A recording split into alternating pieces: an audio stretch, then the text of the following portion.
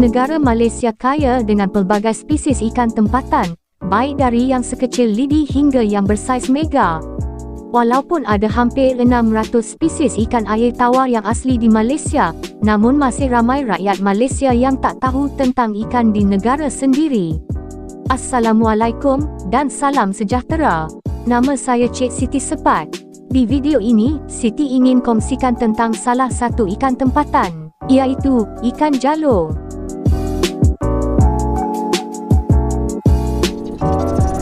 Video ini dibawakan khas oleh Jejak Air Tawar. Ikan jalur mungkin kurang dikenali oleh masyarakat, kecuali mereka yang aktif dengan aktiviti di perairan atau peminat ikan tempatan.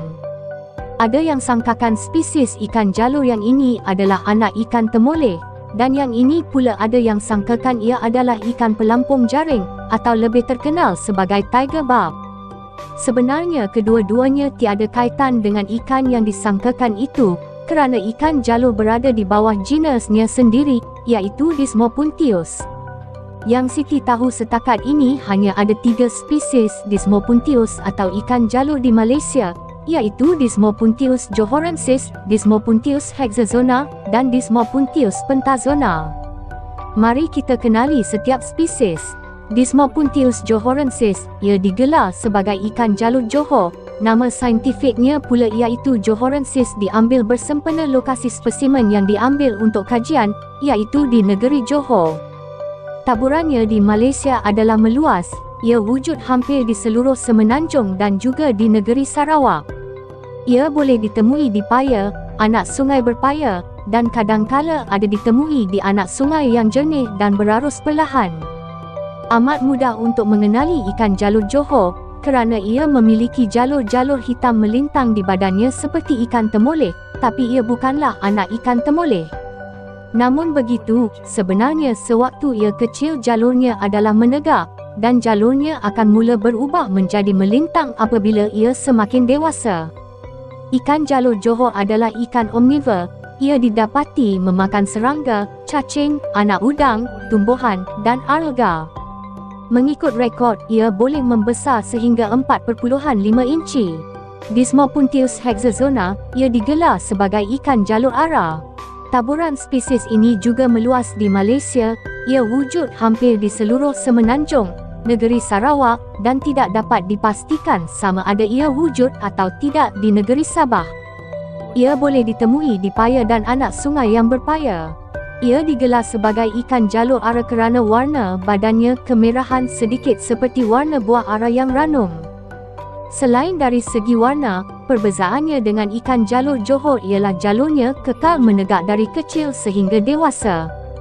Dietnya berbeza sedikit dengan ikan jalur Johor, kerana ikan jalur ara adalah micropredator. Ia hanya memakan hidupan seperti kutu air, cacing, serangga, dan sebagainya.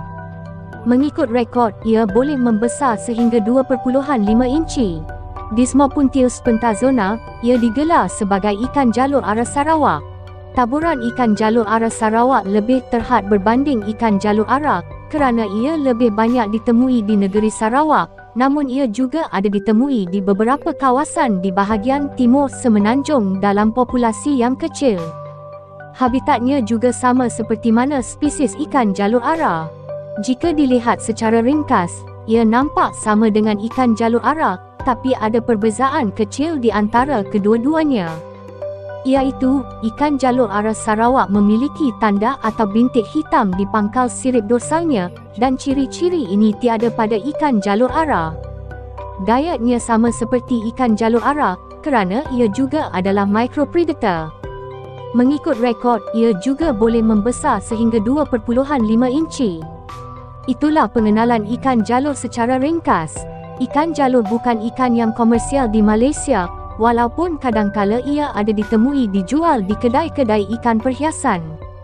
Namun sebenarnya ikan ini ada permintaan di kalangan peminatnya, baik di Malaysia maupun di peringkat global.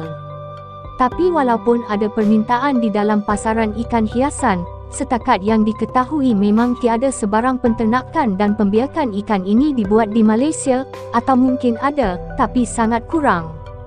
Jika ada yang berminat untuk membelanya, saiz tank yang bersesuaian ialah 2 kaki ke atas.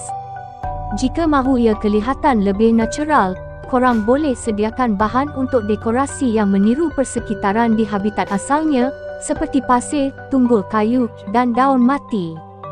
Ia boleh dibela secara komuniti atau bercampur dengan ikan lain yang tidak terlalu besar darinya. Ikan jalur memerlukan sumber oksigen di dalam air, oleh itu alatan seperti ereta atau pam perlu digunakan. Dari sudut pemakanan, ia boleh diajar untuk makan pellet, namun perlu juga diberikan makanan hidup seperti cacing atau kutu air. Suhu air yang bersesuaian ialah 20 darjah Celsius hingga 26 darjah Celsius. Kadar pH air yang bersesuaian ialah antara 5.0 hingga 7.0. Namun ikan jalur Arab pula boleh hidup di dalam air yang memiliki kadar pH yang lebih rendah, iaitu serendah 4.0. Itulah serba sedikit maklumat tentang ikan jalur. Populasi ikan jalur di perairan boleh dikatakan masih berada pada tahap yang baik, cuma tidak bermakna ia tidak terancam. Kerana, saban hari semakin banyak payah air tawar yang ditambak untuk perladangan maupun pembangunan, yang menyebabkan habitatnya semakin berkurangan. Harap lebih banyak program konservasi diwujudkan untuk spesies-spesies ikan yang berisiko kehilangan habitat, seperti ikan jalur ini. Semoga ada usaha untuk menternak ikan ini oleh pihak yang berkaitan atau peminat ikan tempatan, dan dikomersialkan dalam pasaran ikan hiasan. Kerana, memang ada permintaan terhadap ikan ini di kalangan akuaris dan amat berpotensi untuk menjana ekonomi dalam pasaran ikan hiasan tempatan. Sekian, dari Cik Siti Sepat. Assalamualaikum, dan salam sejahtera. Audio Jungle.